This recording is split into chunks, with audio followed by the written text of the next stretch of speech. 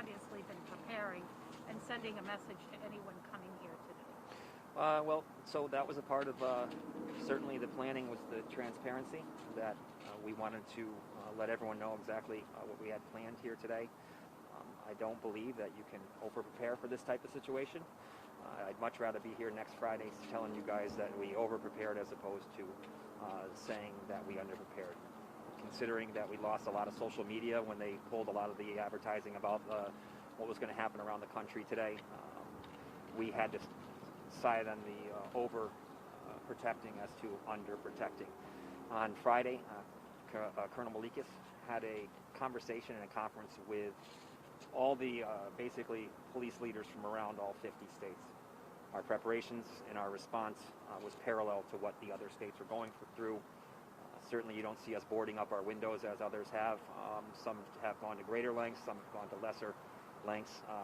We believe that we were parallel to what other states are doing and appropriate to the intelligence that we had. Are you surprised no one came today, and do you think that some were just maybe upset now because they wanted to come here today but the police presence was too much? What was the first part of that question, Raph? Am I what? Do you think the word got out about people that you were going to be here today? Well, we hope so. We hope so. You look, we didn't want to antagonize, and we don't want to fight, and we didn't want to pick a fight with anybody.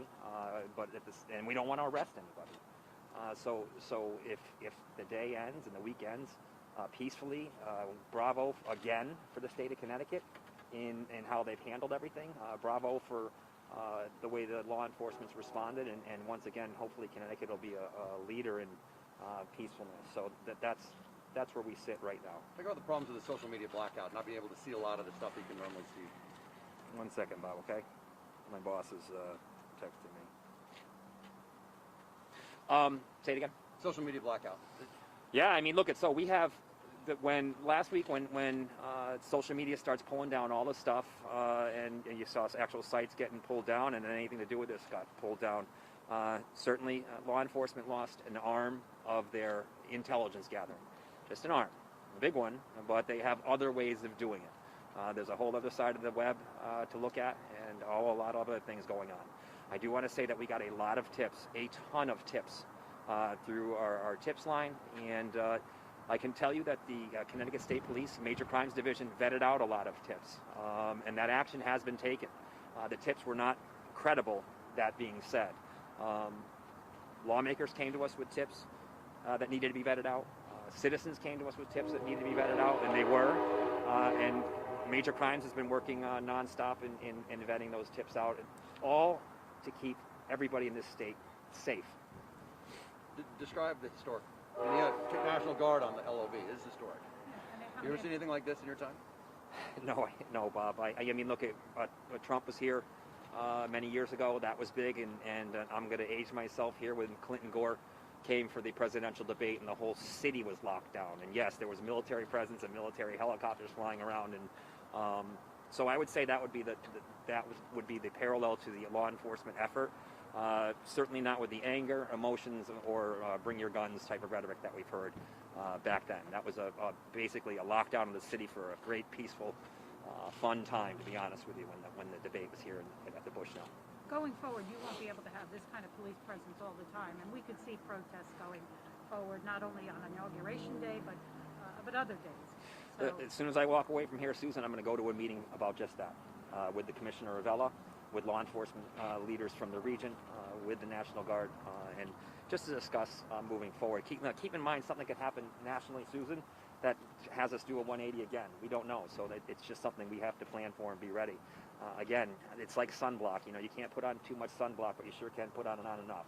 And so we have the protections here. It's an insurance policy against the credibility of law enforcement. It's an insurance policy against our insurance policy for our state government and the integrity of everything that we do here. So that's where we stand. The fact that no one's here, fantastic. Then our messaging works. Can you give us a ballpark on how many personnel are around here today? After 10, and I know you guys, obviously we coded everything, time card and payroll wise, so you'll be able to get whatever you need from that. Did the governor give instructions that he wanted every single law enforcement and National Guard here? Was there a directive from the governor's office? We'd have nowhere to park, Raf, if that were the case. No, that's not, this is not even close to anything every single at all. Not even close.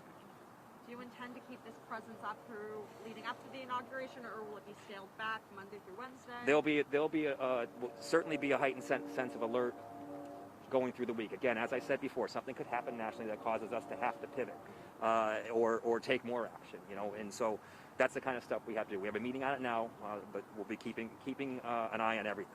Can you go over that tip line one more time? 866 HLS tips. You can quiz me on that one, Zenzi. Nice job. 1-866 HLS tips. No, we got many. I'll tell you what. If we got as many tips on crime as we did on that rolling rally yesterday, we'd be in the safest state in the union. So we got so many tips on everything yesterday. It was great. Thank you. Is it fair to say hundreds of law enforcement National Guard? Safe estimate, Ralph. Thank you. All right. Thanks, guys.